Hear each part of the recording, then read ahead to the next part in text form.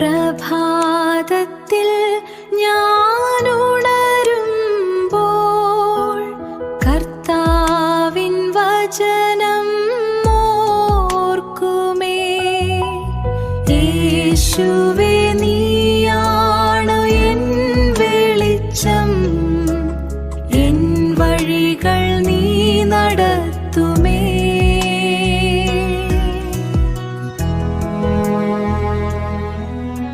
വേഗം വരുന്ന നമ്മുടെ കർത്താവായ യേശുക്രിസ്തുവിൻ്റെ തന്നെ നാമത്തിൽ എല്ലാവർക്കും സ്നേഹവന്ദനം. ദൈവം മനുഷ്യനെ സൃഷ്ടിച്ചത് തിരഞ്ഞെടുക്കുവാനുള്ള സ്വാതന്ത്ര്യം നൽകിയ. ആവർത്തനം 30:19 വായിക്കുന്നത്, ജീവനും മരണവും അനുഗ്രഹവും ശാപവും നിങ്ങളുടെ മുമ്പിൽ വച്ചിരിക്കുന്നു, ഇതിലേത് വേണമെങ്കിലും തിരഞ്ഞെടുക്കാം. 30:20 യഹോവയായ ദൈവം ഇപ്രകാരം പറയുന്നു, ജീവനെ തിരഞ്ഞെടുത്തു കൊള്ളുക, അതാണ് നമുക്ക് ജീവനും ദീർഘായുസ്സും നൽകുന്നത്. തിരഞ്ഞെടുപ്പിൽ തെറ്റിപ്പോയ മനുഷ്യനെക്കുറിച്ച് ഉൽപ്പത്തി പുസ്തകം പറയുന്നത്. തോട്ടത്തിലെ സകല വൃക്ഷങ്ങളുടെയും ഫലം തിന്നുവാനുള്ള അവകാശം ദൈവം മനുഷ്യന് നൽകി. അതോടൊപ്പം നന്മ തിന്മകളെക്കുറിച്ചുള്ള അറിവിൻ്റെ വൃക്ഷഫലം വിലക്കുകയും ചെയ്തു. അറിവിൻ്റെ വൃക്ഷഫലം തിന്നരുത്, അത് തിന്നുന്നത് മരണത്തിലേക്കും നയിക്കും എന്നാണ് ദൈവം പറയുന്നത്. ആവർത്തനം 32:17 ദൈവം വിലക്കിയതിനെ മനുഷ്യൻ തിരഞ്ഞെടുത്തു. ഈ തിരഞ്ഞെടുപ്പ് അവനെ ദൈവത്തിൽ നിന്ന് അകറ്റി. ദൈവത്തിൽ നിന്ന് അകന്നുപോയ മനുഷ്യനെ ദൈവത്തോട് അടുപ്പിക്കുന്നതിന് വേണ്ടിയാണ് ദൈവം തൻ്റെ പുത്രനെ ലോകത്തിലേക്ക് അയച്ചത്. തിരഞ്ഞെടുപ്പ് തെറ്റിപ്പോയ മനുഷ്യൻ ശരിയായി തിരഞ്ഞെടുക്കണം. ശരിയായി തിരഞ്ഞെടുത്ത യോശുവയെക്കുറിച്ച് യോശുവ 24-ാം അധ്യായത്തിൽ വായിക്കുന്നുണ്ട്. ജനത്തെ ശെഖേമിൽ വിളിച്ചു കൂട്ടിയ യോശുവ അവരോട് തിരഞ്ഞെടുപ്പ് നടത്തുവാൻ പറയുന്നുണ്ട്. അവരുടെ മുമ്പിൽ 2 സാധ്യതകളാണ് യോശുവ വയ്ക്കുന്നത്. ഒന്നാമത്തെ സാധ്യത, നിങ്ങളുടെ മുമ്പിൽ നിന്ന് ശത്രുക്കളെ തോൽപ്പിച്ച് പാലും തേനും ഒഴുകുന്ന കനാൻ നാട് തന്ന് അനുഗ്രഹിച്ച ദൈവത്തെ നിങ്ങൾക്ക് തിരഞ്ഞെടുക്കാം. 2, നിങ്ങളുടെ പിതാക്കന്മാർ നദിക്കക്കരെ വെച്ച് സേവിച്ച അമോര്യരുടെ ദേവന്മാരെ നിങ്ങൾക്ക് തിരഞ്ഞെടുക്കാം. നിങ്ങൾക്ക് ഏതും തിരഞ്ഞെടുക്കാം, അതിനുള്ള അവകാശമുണ്ട്. എന്നാൽ എൻ്റെ തീരുമാനം ഞാൻ നിങ്ങളോട് പറയുന്നു, ഞാനും എൻ്റെ കുടുംബവും ഞങ്ങൾ യഹോവയെ തിരഞ്ഞെടുത്തിരിക്കുന്നു. യോശുവ കുടുംബമായി യഹോവയെ തിരഞ്ഞെടുത്തു. യഹോവയെ തിരഞ്ഞെടുക്കുവാൻ നമ്മുടെ മുമ്പിൽ ഒത്തിരി കാരണങ്ങളുണ്ട്. അവനെൻ്റെ കോട്ട, എൻ്റെ പ്രത്യാശ, എൻ്റെ ശരണം, പാപത്തിൽ നിന്ന് എന്നെ വിടുവിച്ചവൻ, എൻ്റെ രോഗത്തിന് സൗഖ്യം നൽകിയവൻ, അപകടങ്ങളിൽ നിന്ന് എന്നെ വിടുവിച്ചവൻ, എൻ്റെ ഭൗതിക ആവശ്യങ്ങൾ എല്ലാം നടത്തിയെത്തുന്നവൻ, തൻ്റെ ചിറകിൻ മറവിൽ എന്നെ കാത്ത് സൂക്ഷിച്ചവൻ.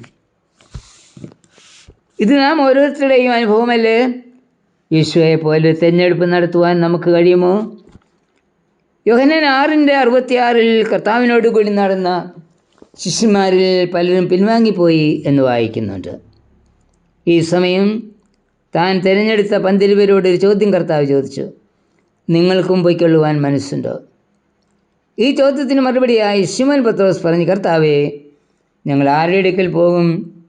നിത്യജീവൻ്റെ വചനങ്ങൾ നിൻ്റെ പക്കലുണ്ട്, നീ ദൈവത്തിൻ്റെ പരിശുദ്ധനെന്ന് ഞങ്ങൾ വിശ്വസിച്ചും അറിഞ്ഞുമിരിക്കുന്നു. ശിമോൻ ഈ സാക്ഷ്യം പറയുമ്പോൾ അവരോടൊപ്പം യേശുവിനെ കാണിച്ചു കൊടുക്കാനിരിക്കുന്ന ഇസ്കരിയോത്ത യൂദയും ഉണ്ടായിരുന്നു. ശിമോൻ ഈ സാക്ഷ്യം നാമും പലപ്പോഴും പറഞ്ഞിട്ടുള്ളതല്ലേ? അപ്പോഴൊക്കെ നമ്മുടെ മനസ്സ് യൂദയുടെ മനസ്സ് പോലെയായിരുന്നില്ലേ? ഏറ്റവും നല്ല ഒരു തിരഞ്ഞെടുപ്പ് നടത്തിയ ഒരു സ്ത്രീയാണ് മാർത്തയുടെ സഹോദരി മറിയ.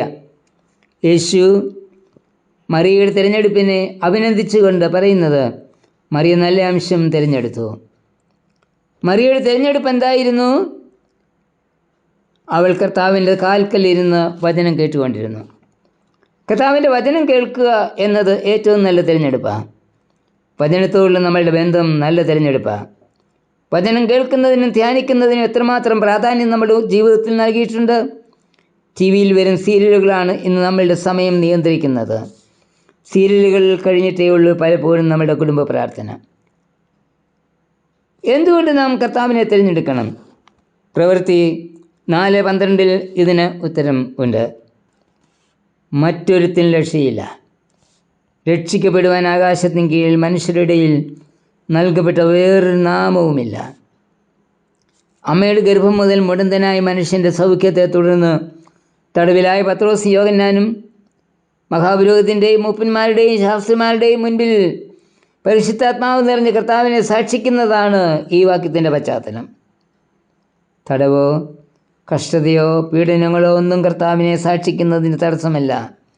മഹാപുരോഹിതൻ്റെയും ശാസ്ത്രിമാരുടെയും തർജ്ജനം അവരെ ഭയപ്പെടുത്തിയില്ല. എന്തുകൊണ്ടെന്നാൽ അവർ തിരഞ്ഞെടുത്തത് അവർക്ക് വേണ്ടി കഷ്ടം അനുഭവിച്ച് ക്രൂശിൽ മരിച്ച് 3-ാം നാൾ ഉയർത്തെഴുന്നേറ്റ കർത്താവിനെയാണ്. ഈ കർത്താവിനെയല്ലേ നാമും തിരഞ്ഞെടുക്കേണ്ടുന്നത്.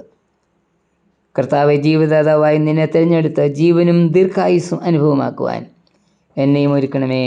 ആമേൻ. ഇന്ന് എൻ മുമ്പിൽ 2 വഴികൾ തുറന്നു, ജീവന്റെ വഴി കർത്താവിൽ കാണുന്നു. നിൻ വചനം എൻ ദീപമായി തീരും, യേശുവിനോടൊപ്പം നിത്യജീവൻ